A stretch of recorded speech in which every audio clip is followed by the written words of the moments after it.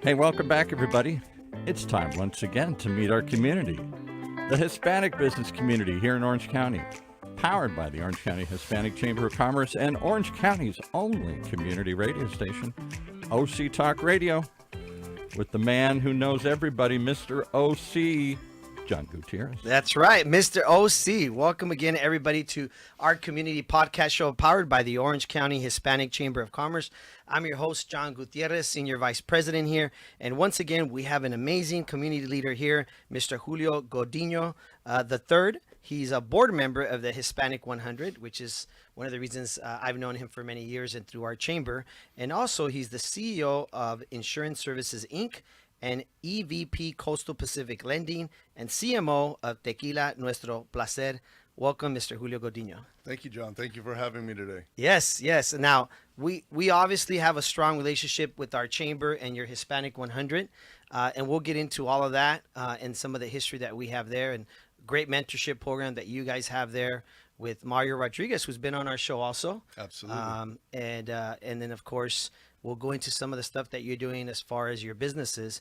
But first and foremost, what we like to do is our viewers, we like to share with our viewers a little bit about who you are, and maybe share with us a little bit about your just a little bit of your background, and maybe where you were born or raised, your parents, anything you want to share about the family, and learn a little bit about yourself. Oh, absolutely. Thank you, John. I was born and raised here in Southern California. I grew up in Cerritos. First generation here in the U.S. on my paternal side. My father's from Hermosillo, Sonora, Mexico. My mother was born and raised in Artesia, California, from Portuguese.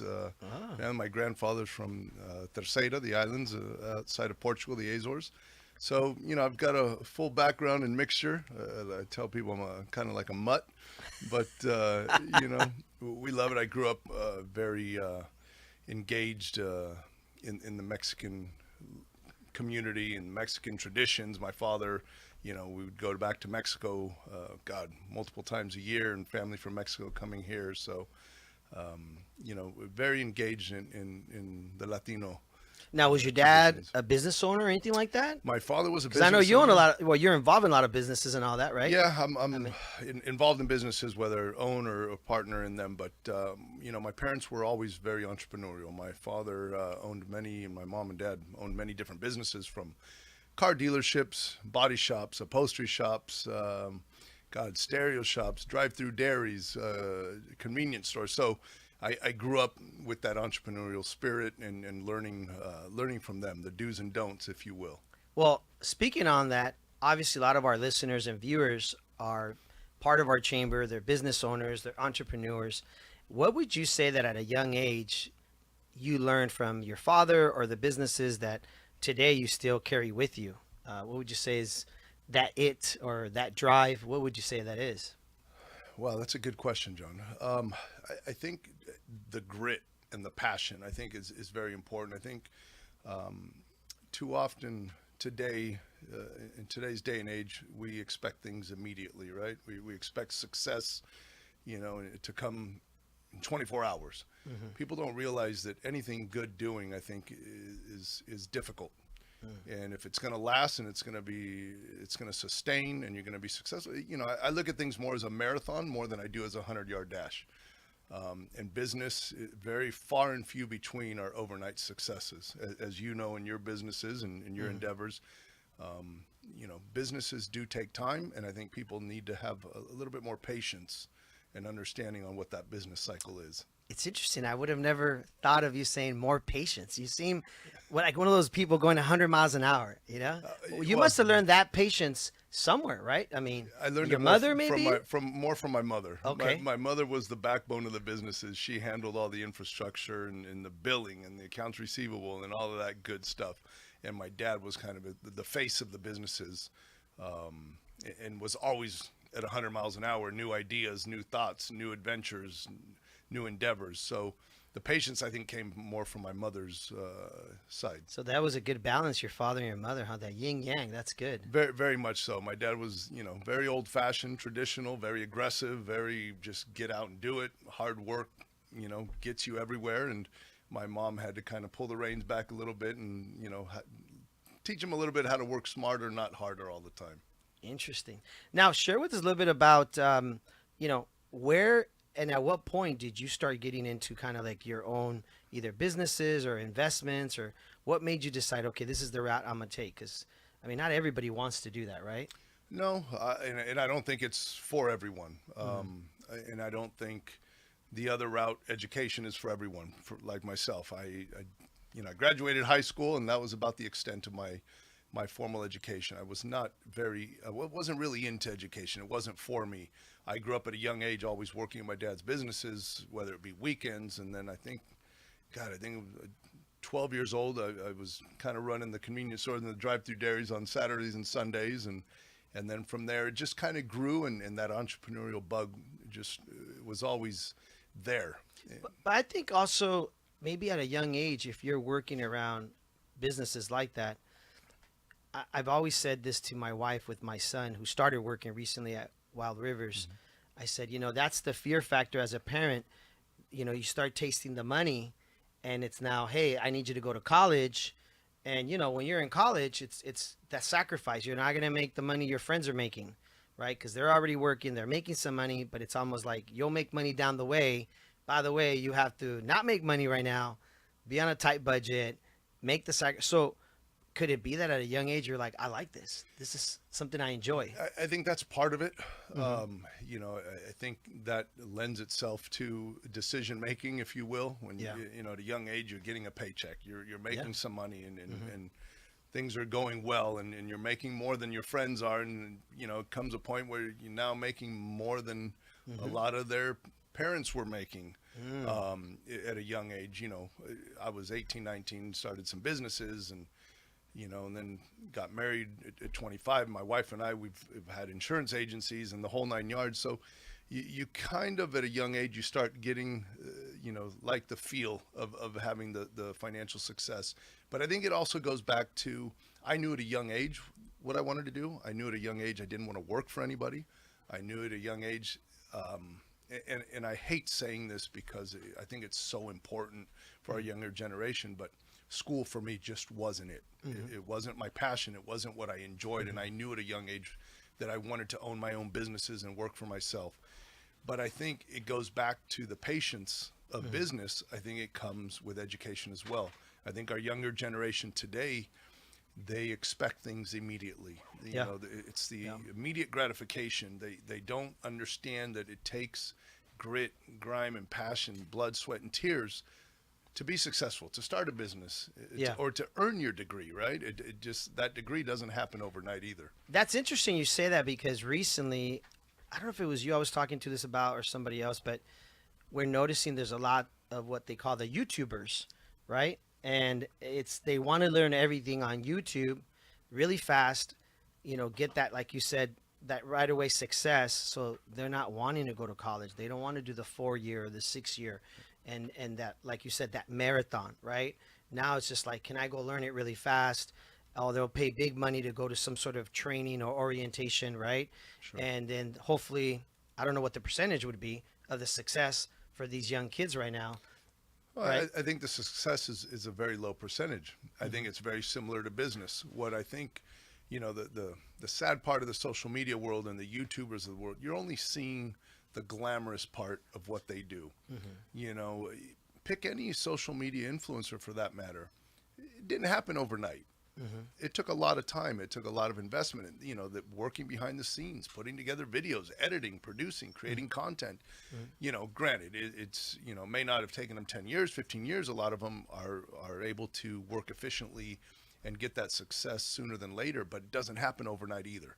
A lot of these kids think, oh, I'm just going to post a few videos. I'm going to have 1 million followers. I'm going to start making 10, 20,000 a month or more. And it's just, that's not how things happen, even in the social media world.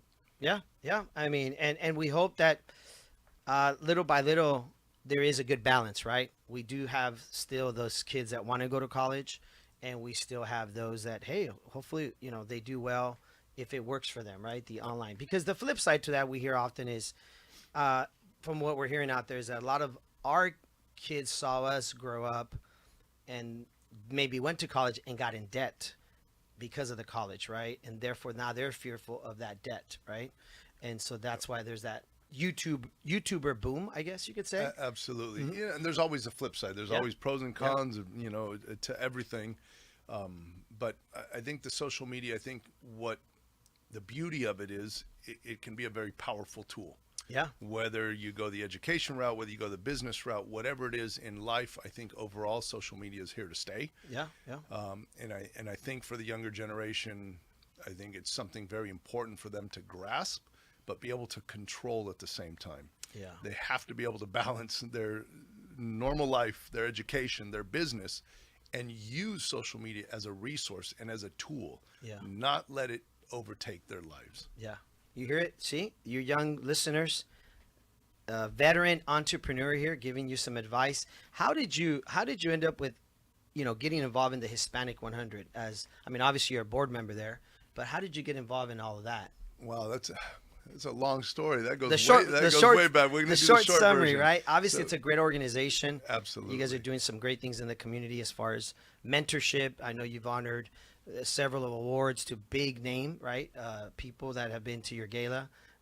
So share a little bit about that, if you don't mind. We're very proud of the organization. It was, started here, some local businessmen here in Orange County, one of them being Mario Rodriguez, Manny Ramirez, John Cruz. They were the founders of the Hispanic 100. It's kind of a throw off from what we were all part of at one point called the Latino Coalition. And then we transitioned, brought it home to the Hispanic 100 here. They founded it. And I've been involved now, 16 years, I believe now, as a board member of the Hispanic 100. Since then, we've done a lot within the community, but something we're very, very proud of is our mentorship program. It's something that it gives back to the community. It gives back to, the younger generation that's doing the things the right way. I think we find there's always a lot of tools and resources for those kids that are maybe going off the beaten path or making a left when they should make a right turn. And we found at the time when we launched this, we didn't see that there was a whole lot of incentive for those kids or assistance, if you will, for those kids that were doing the right things, going to school, getting an education, working hard, things of that nature. So we created the mentorship program to do that, to reward kids doing the right thing, first generation Latinos, 18 to 25 years of age that are in school. We have a mentorship program that goes from financial literacy to interview skills to business etiquette through a plethora of different programs and training sessions that we do. And then we align them with a mentor. We do our best to align them with a mentor that's within the field of choice. So if they want to be a doctor and they're studying medicine, we try to put them with a mentor who's within the medical field. If they want to go the legal route and they want to be an attorney, we'll assign them a mentor that's in the legal field. So we're very proud of what we've done with the mentorship program, the successes that we've had. And since then, we've also launched the Emilio Rivera Forward Always Scholarship Fund that's piggybacked to our mentorship program. That's right. That's right. So we're very happy with the successes.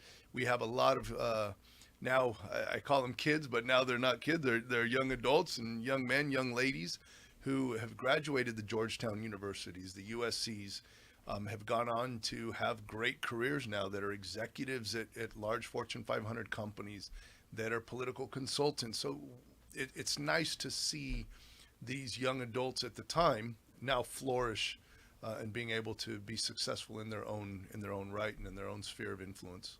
Paul, you had a question. I'm sorry. I did. Somebody wanted to know, you've got at least 3 that we listed here, separate businesses, insurance, lending, and even it sounds like a tequila company here. And you hinted there might even be more. How do you handle multiple businesses? Most of us struggle to have. I don't know if you guys know, but he's AKA Christian Bale, Batman. It must be. And you got to be Batman to own and run and be involved in so many things. I interviewed another guy years ago, and he had like a half a dozen different businesses that he was actively involved in, not just an investor in. And I really was fascinated because it takes so much time to run one business. How do you run 3, 4, 5 multiple businesses? I don't know if that's a good thing. Okay. All right. I think, like I tell people, I have to have a lot of businesses to be successful at one. No, but listen, it's very difficult, right? And I think most entrepreneurs have their hands in multiple things.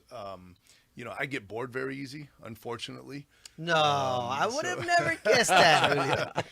and it's a pet peeve of my wife's, right? Yeah. She's always told me, babe, just, focus on one thing. Yeah. Or pick two and just focus on them. Yeah. So it's been a pet peeve. Shout out to the wife Right? for keeping us aligned. Because, by the way, I'm the same way. Keeping us in order. Yes, I'm the same way. So Absolutely. thank you to the wives for like veering us into, okay, pick one of the 10. They're definitely smarter than we are.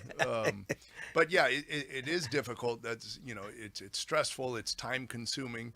One of the battles at home is you're always on your phone. Yeah. Well, unfortunately, my businesses don't end at 5 o'clock. Yep. Client calls. I have an insurance practice. I'm a mortgage broker as well.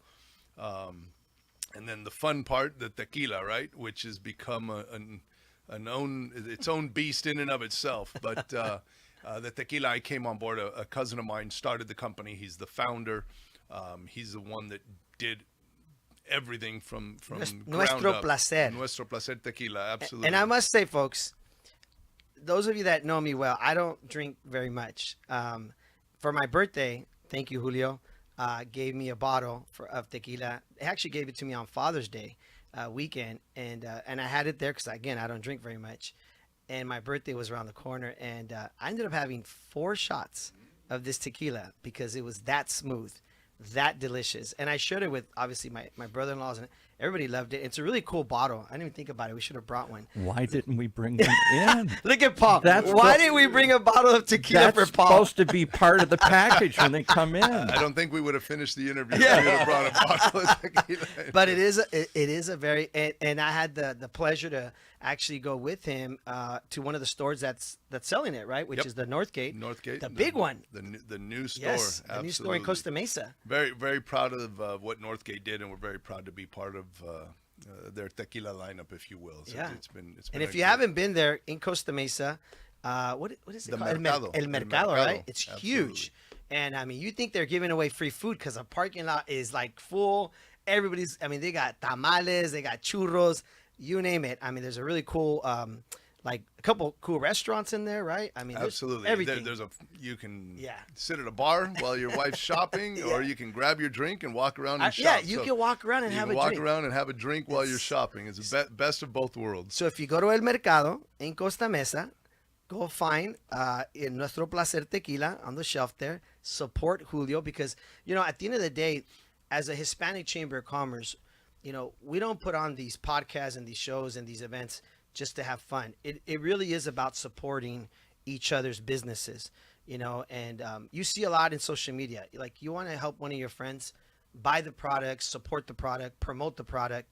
That's really what it's about when you own a business. I mean, with your cousin here and you involved in this brand, you're trying to grow it, right? Absolutely. And that's like any business, right? And we try to do our best also in supporting our business partners, our vendors, and our local community as well. And that's in part, you have your business, you got to do some philanthropic and some give back as well within your community that supports you. Do you have just one? Do you have or do you have an añejo and a blanco and all these different things? Paul's really wanting to get into very the good tequila. question, Paul.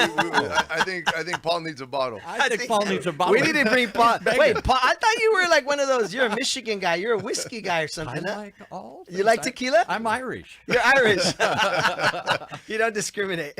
We'll do the brown man's whiskey or scotch. Yeah, exactly. So no, Paul, very good question. So we currently are 2 expressions. We have 2 brands. One's Tequila Nuestro Placer, which is our luxury brand or top shelf, if you will. We currently have a Reposado Cristalino, and then Turincio, which is our other brand. That we have. Our current expression is a Blanco. We are actually about 60 days out from finishing our distillery in Mexico, in San Julián, Jalisco, in Los Altos de Jalisco. Los Altos de Los Jalisco. Altos de Jalisco. So we're finishing up our distillery out there, and once that's completed, we're hoping within a quick time frame from there we'll have our gnome completed, and then we will complete our other expressions, which will be our añejo, extra añejo, blanco, and reposado in each of our brands. We do have, we've been aging our extra añejo now. It's been, I think, 4 years in barrels, French and American oak barrels. So the tequila is ready to go, and it's just waiting for us to package it. But we will be coming out with our other expressions here shortly. So I learned something new about tequila. I'm not sure if it was from you or where I heard this, but people are growing the big pineapple-looking The agave. agave, right? and because The of pineapple-looking thing here. it looks like a pineapple, right?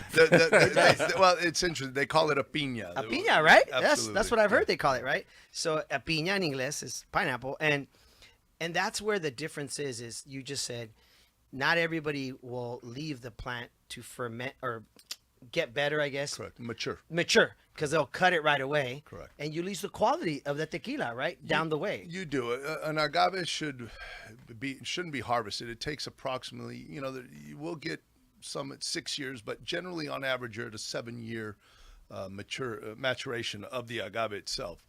What that does is, you're starting to notice, because of the demand of tequila in these last number of years, there was a little bit of a shortage of tequila at one point. It's now kind of leveled off, and now agave prices have actually dropped due to the increased supply that's available.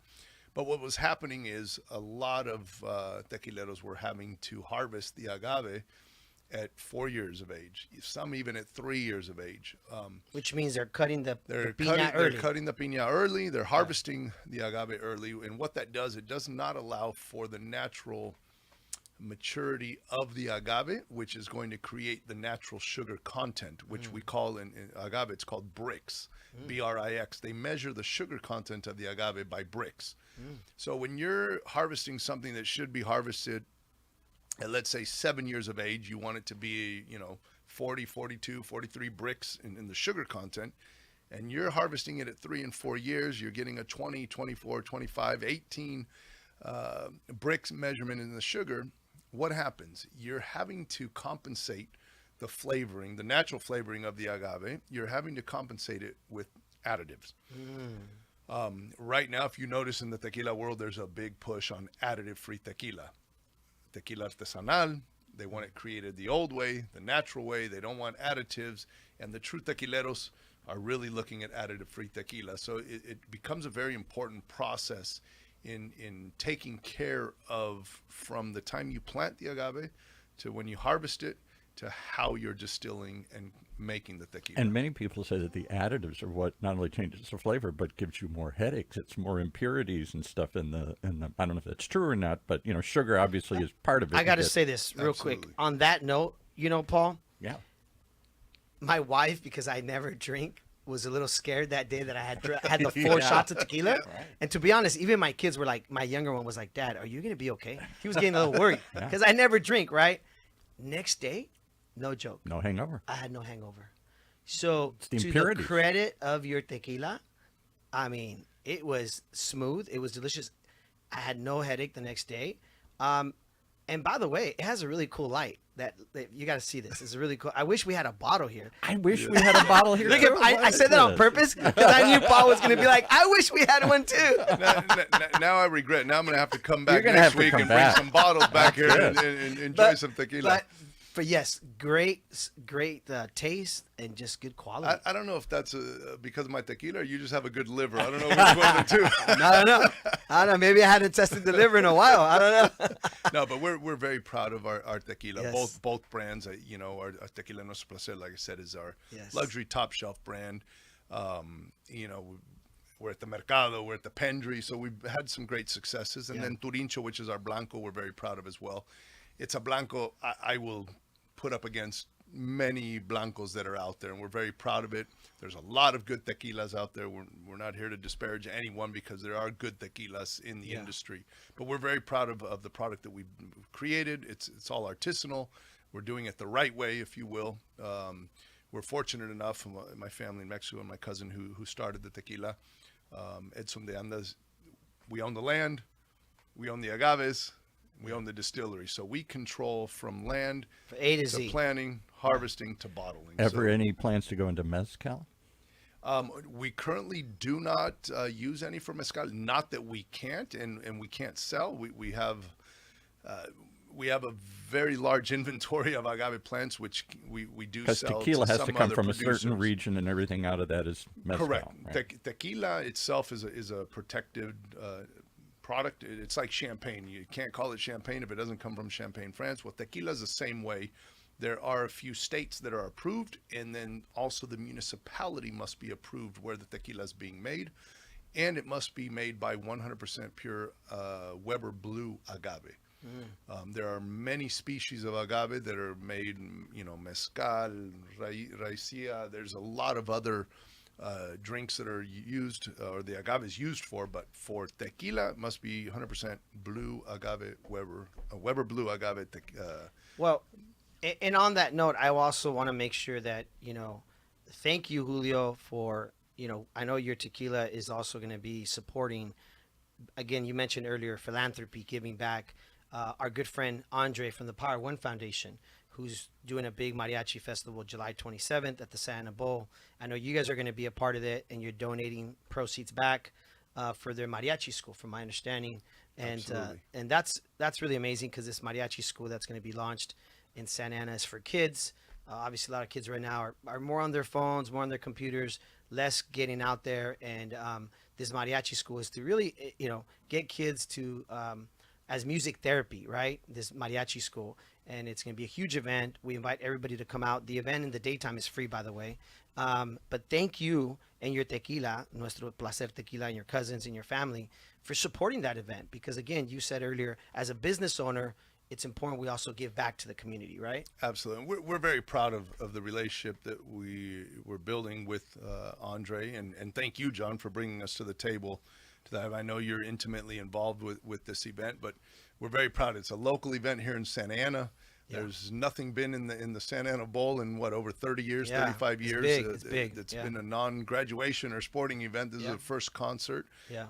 And then for it to be a mariachi festival. Mariachi and tequila. What more do we want, right? Tacos, mariachi, absolutely. Tequila. So definitely we're very proud of that relationship and being able to sponsor and partner with Andre and that organization. And I will say, definitely follow the Tequila's Instagram, because Nuestro Placer Tequila has a really cool Instagram, and you can see all the events and everything they're doing in the community, the philanthropy, the golf charity events you guys are involved, a lot of fundraisers.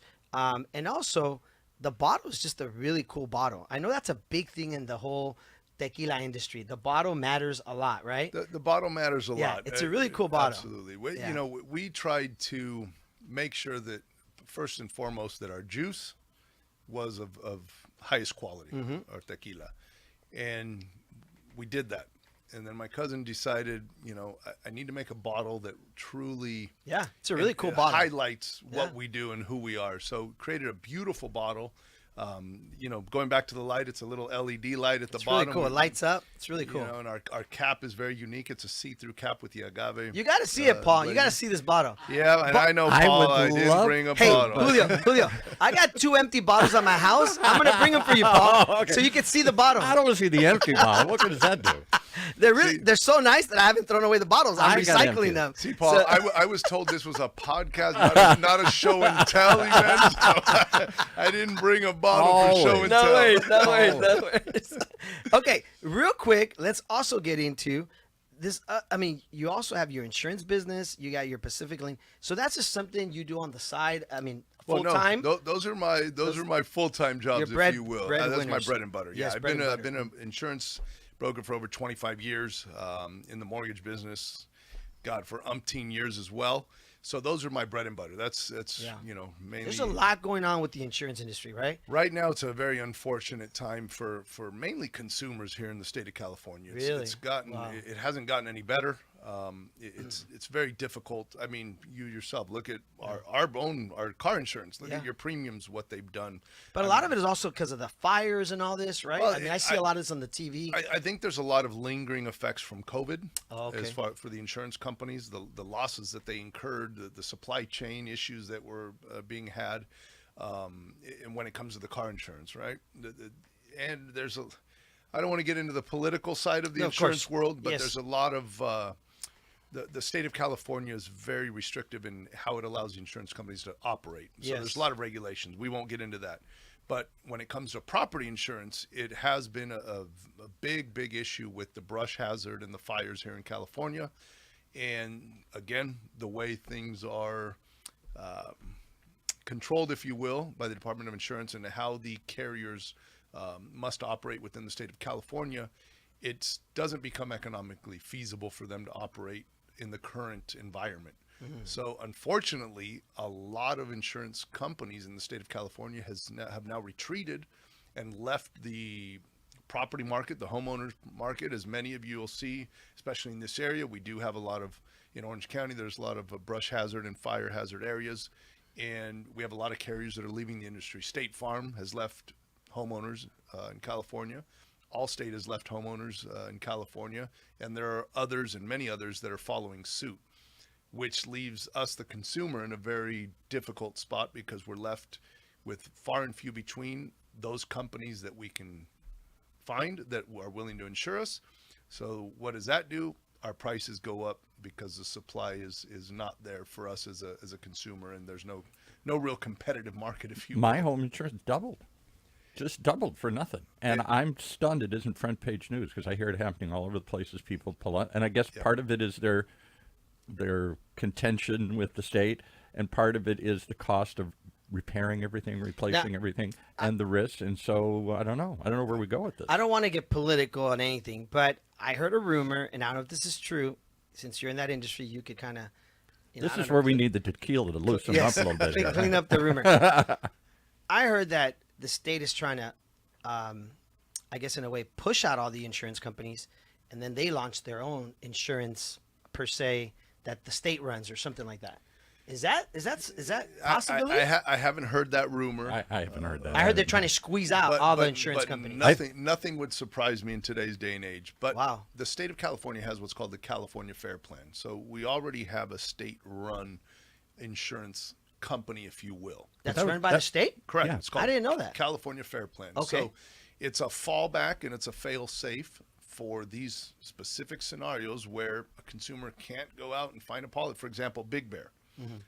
Nobody wants to insure homes in Big Bear. Really? Because of the all fire risk, because of the and the aging, the forests up there. Correct. And it's a law, so you need it. It's a must, right? It's not a law. For your lender. If you have a mortgage, the lender requires it by contract. The lender, right? Okay, so if you owe money on your property, the lender's going to require it.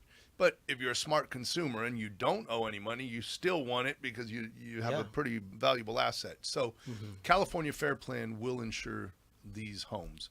But it's limited coverage, so you have to get what we call in the industry, it's called a difference in condition policy, which is a wraparound that will cover the things that California Fair Plan won't cover outside of the property or the structure. So there is a fail-safe already in place with California Fair Plan. It's kind of that last resort. That was supposed to be the last resort. Though. My fear, this is my rumor, is that I think they're headed for a problem with that fund because it's being oversold. I mean, they're adding more and more people to it. It wasn't the purpose to cover everybody. It was just to cover those that couldn't be covered. Correct. It's a last resort. Right. You said it correctly. And unfortunately, right now, it's becoming a primary coverage because there's a limited amount of carriers that will sell insurance in the state of California. So unfortunately, we as brokers, and unfortunately, as a consumer, many of them don't understand, and they think it's just us as brokers or agents that we're raising their price. Unfortunately, it has nothing to do with us, and the only option we have to turn to many times today is California Fair Plan. Because there aren't other carriers that will insure these We should come back and talk about that another time because that's a really complex issue and it's affecting most of us, and I don't hear many people What do you mean? We went from tequila to insurance. We're having fun and now we're getting serious. We do it all on this show. I mean, come on. 1 minute ago, we were talking about tequila in Los Altos de Mexico, and now we're talking about Big Bear and insurance. Wait till we get into his other businesses. Yeah. Let's leave those alone, Paul. No, I mean, it goes to show that you diversify, right? Absolutely. Again, there's pros and cons to all of that, right? Yes. Diversifying, there's an added stress level on having diversification. Did you hear his voice crack when he said that? That's stress level. There's a stress level in that diversification, but like I said, I'm good for about 5 years, 7 years in a business, and I need something else to re-energize. And, there's good and bad in that. I will tell you, if it was up to my wife and I should listen to her more, I probably would have stuck to one or two, and that's it. Well, I was at your house recently. Yeah.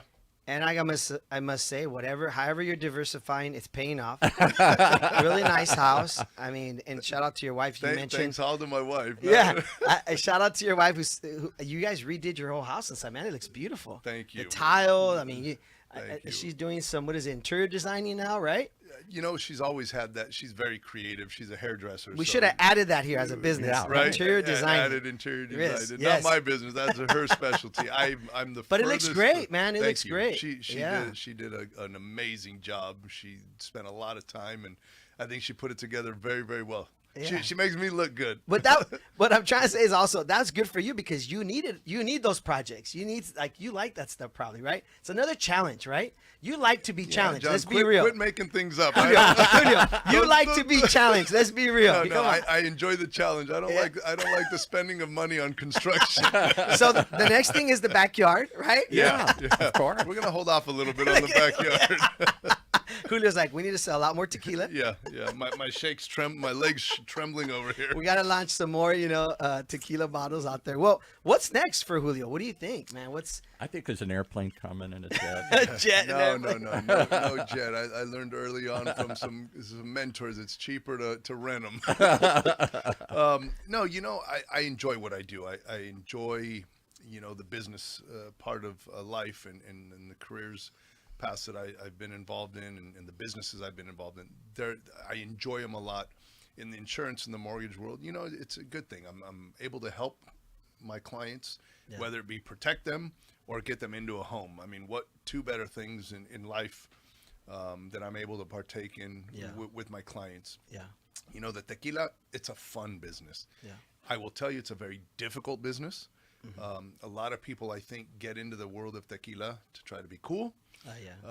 And to just say that they have a tequila. But, for me, I'm going to continue down my path. I think I'm good with the businesses I have today, and I don't need another one right now. Well, I will say that I think you define what an influencer is. I know today there's influencers in social media, all you young people listening. But as far as you're an influencer, meaning, I see how you're well connected with a lot of people in different areas. I mean, for those of you that don't know Julio, I mean, their celebrity golf tournament that they do with the Hispanic 100 is really cool with Emilio Rivera and all these celebrities that attend, right? And so, obviously, you're a people person. You know how to work with, you know how to influence. You're a connector too. You know what I mean? So that's a gift that I say somehow, some way along the way. And again, shout outs to your mom and dad.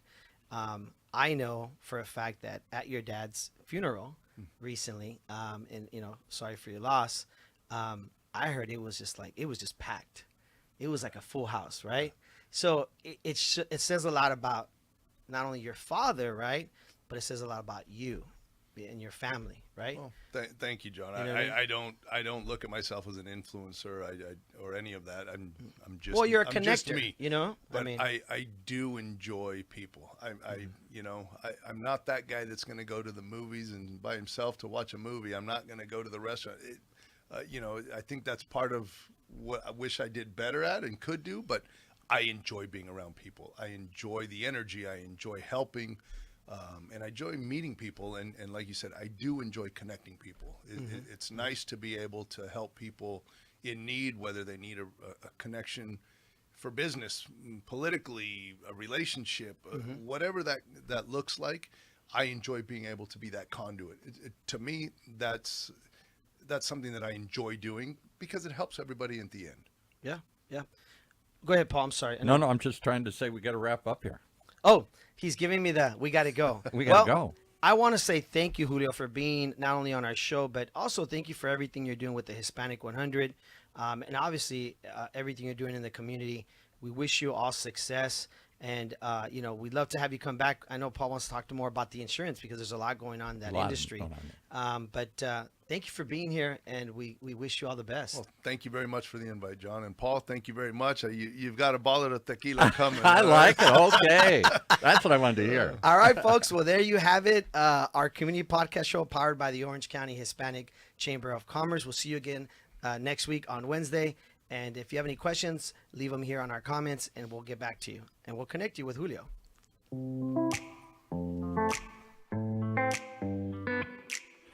Well, there you have it. One more reason, multiple reasons to tune in each and every time to meet our community, the Hispanic business community here in Orange County, powered by the Orange County Hispanic Chamber of Commerce and Orange County's only community radio station, OC Talk Radio. Soon to be sponsoring a tequila contest. No, I don't know.